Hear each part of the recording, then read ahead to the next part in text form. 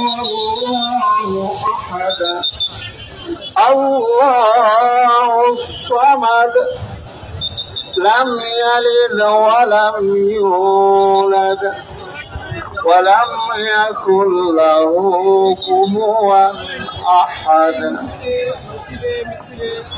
সম্মানিত বিক্ষুব্ধ জনতা, এ পর্যায়ে সংক্ষিপ্ত বক্তব্য নিয়ে আসছেন। আমরা দেখতে পাচ্ছি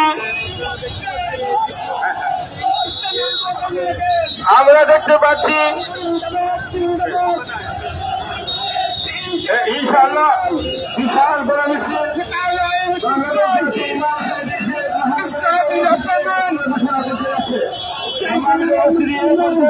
আপনাদের সামনে সংক্ষিপ্ত বক্তব্য রাখবেন বিশিষ্ট আলিমুদ্দিন হযরত মাওলানা আফতাবউদ্দিন নোমানী। আমরা সবাই রসুল সাল্লাল্লাহু বিসমিল্লাহির রহমানির রহিম। সম্মানিত তৌহিদি জনতা, বক্তব্য বন্ধ দেওয়ার সুযোগ নাই। একটি কথা বলতে চাই, সারা বিশ্ব তখন বিশ্বনবী মুহাম্মদুর রাসূলুল্লাহ সাল্লাল্লাহু আলাইহি ওয়াসাল্লামের অবদানের প্রতিবাদ উত্থান, ঠিক তখনই আমাদের দেশ নীরব কেন? আমি তার একটা কারণ বুঝতে পেরেছি। কয়েকদিন আগে আমাদের সিলেটের একজন মন্ত্রী বলেছিলেন বাংলাদেশ এবং ভারতের সম্পর্ক নাকি স্বামী স্ত্রীর সম্পর্ক। সেই জন্য স্বামী যখন স্ত্রীর কাছে অপরাধ করে তখন স্ত্রী মুখ বুঝে সহ্য করে নেয়।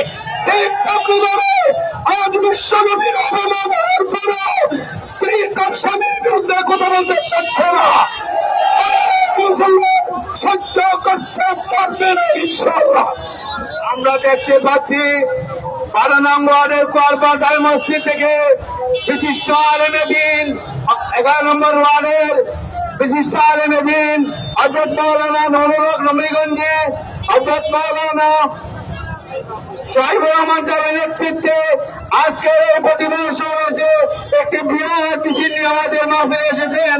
আমরা জাতীয় ইমাম সমিতি সিলেট মহানগরের পক্ষ থেকে তাদেরকে আন্তরিক মোবারকবাদ জানাচ্ছি।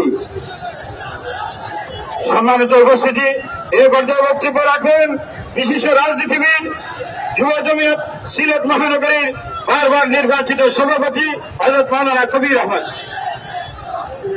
সম্মানিত সিলেটবাসী, আমরা এখানে জমায়েতের জন্য একত্রিত হয়েছি। ইনশাআল্লাহ এখানে জমায়েত হয়ে সিলেটের জমিনে বিরাট একটি গণমিছিল হবে। গণমিছিল পর্যন্ত আপনারা আমাদের সামনে থাকার জন্য বিভিন্ন জায়গা থেকে মিছিল আসবে। এখানে আমরা গণজমায়েত হব। আমরা সুশৃঙ্খল ভাবে শান্তিপূর্ণভাবে কোন মিছিলে অংশগ্রহণ করার জন্য আপনাদেরকে উদাত্ত আহ্বান জানাচ্ছি। আজকে সিলেটের নগরী হবে মিছিলের নগরী।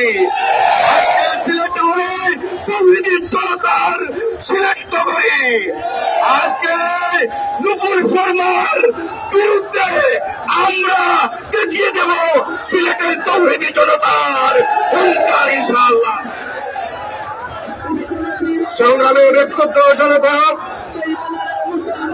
আজকে মহানগর ইমাম সমিতির উদ্যোগে আয়োজিত আজকের এই বিক্ষোভ কর্মসূচির সম্মানিত সভাপতি সমবেত তৌহিদি জনতা, আমরা বলতে চাই বাংলাদেশের 90% মুসলমানের দেশ। এই দেশের জাতীয় সংসদে যদি কোন মুসলমান থেকে থাকে তাহলে তাদের উচিত হবে এই মুহূর্তে নিন্দা প্রস্তাব গ্রহণ করা। অন্যথায় মুসলমানের দেশে তাদের প্রতিনিধিত্ব করার কোন অধিকার নাই। আগামী দিনের আন্দোলন সংগ্রামে আপনাদের সহযোগিতা এবং উপস্থিতি কামনা করে আমার বক্তব্য এখানে সমাপ্ত করছে। সংগ্রামী